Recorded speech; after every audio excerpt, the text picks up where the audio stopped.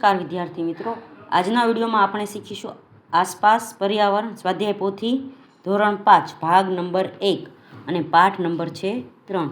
તો મિત્રો, ગયા વિડીયોમાં આપણે 6 પ્રશ્ન સુધી શીખ્યા હતા. આજના વિડીયોમાં આપણે 7મો પ્રશ્ન શીખ્યું.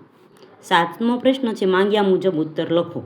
તો સૌથી પહેલું છે આપણને આહાર મુખ્ય સ્વાદ શામાંથી મળે છે તે નીચેના કોષ્ટકમાં લખો. તો અહીંયા છે ગળ્યો, તો ગોળ, સાકર, ખાંડ, શેરડી, પાકા ફળ. પછી છે ખારો, તો મીઠામાંથી.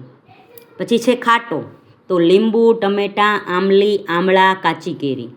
પછી છે તીખો, તો મરચાં, અજમો, તજ, લસણ, મરી, લવિંગ. પછી તો તુરો, તો હળદર, કઠોળ, કેરીની ગોટલી, સોપારી. કડવો, તો કારેલા અને મેથી. આગળ છે નીચેના કોષ્ટકમાંથી પાચન સાથે સંકળાયેલા અંગોના નામ શોધો. તે નામો શોધીને ખાલી જગ્યામાં લખો. તો અહીં પહેલું છે મોં, બીજું નાનું આંતરડું, જઠર, જીભ, અન્નનળી, મોટું આંતરડું, દાંત.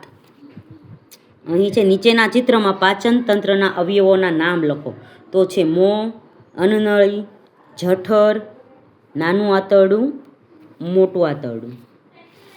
પછી આગળ છે અરીસાની સામે ઊભા રહો અને તમારી જીભને નજીકથી જુઓ. તેની સપાટી કેવી દેખાય છે? તમને તેની સપાટી પરના નાના ટેરવા દેખાય છે? તમે કરેલું અવલોકન નીચે લખો. અરીસામાંની સામે ઊભા રહીને જીભને નજીકથી જોતા આકૃતિમાં બતાવ્યા મુજબના નાના ટેકરા મારી જીભની સપાટી પર દેખાય છે. સ્વાદ કલિકાઓ છે તે સ્વાદ પારખવાનું કામ કરે છે. પછી જે ભૂખ લાગે ત્યારે શું થાય છે? આપેલા ચિત્રોના હાવભાવ જોઈને ચિત્રને નીચે વિગતે દર્શાવો. તો મને ભૂખ લાગે ત્યારે માથું દુખે છે. મને ભૂખ લાગે ત્યારે હું ગુસ્સે થઈ જાઉં છું. મને ભૂખ લાગે ત્યારે હું થાકી જાઉં છું.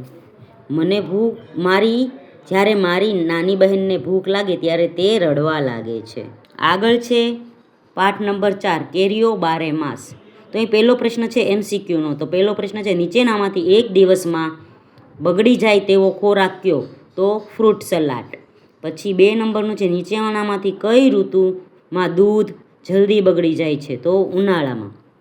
3 નંબરનું છે ખાદ્ય પદાર્થના પેકેટ પર લખેલી વિગત પૈકી કઈ વિગત પરથી તે ખાવા લાયક છે કે નહીં તેનો ખ્યાલ આવે છે? તો વાપરવાની છેલ્લી તારીખથી. આગળ છે બ્રેડ કે રોટલી 3-4 દિવસ ભેજવાળા વાતાવરણમાં રહે તો તેના પર શો ફેરફાર જોવા મળે છે?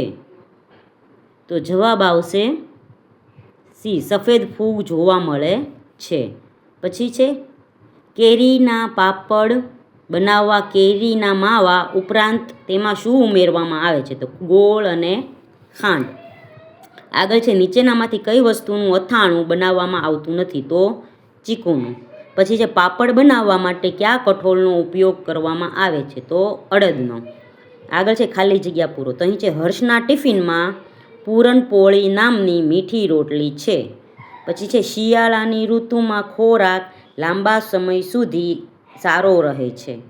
આગળ છે સોસ બનાવવા માટે ટમેટાનો ઉપયોગ થાય છે. પછી ઉનાળાની ઋતુમાં પૂરી સાથે કેરીનો રસ ખાવાની મજા પડે છે. આગળ 5 નંબરનું છે દૂધને ઉકાળવાથી તે લાંબા સમય સુધી બગડતું નથી. પછી છે ચટાઈ એટલે તાડના ઝાડના પાંદડામાંથી બનાવવામાં આવે છે. 7 નંબરનું છે ગોળ અને ખાંડ સાથે કેરીનો માવો ભેળવીને કેરીના પાપડ બનાવવામાં આવ્યા. 8 નંબર છે બટેકામાંથી વેફર બનાવવામાં આવે છે.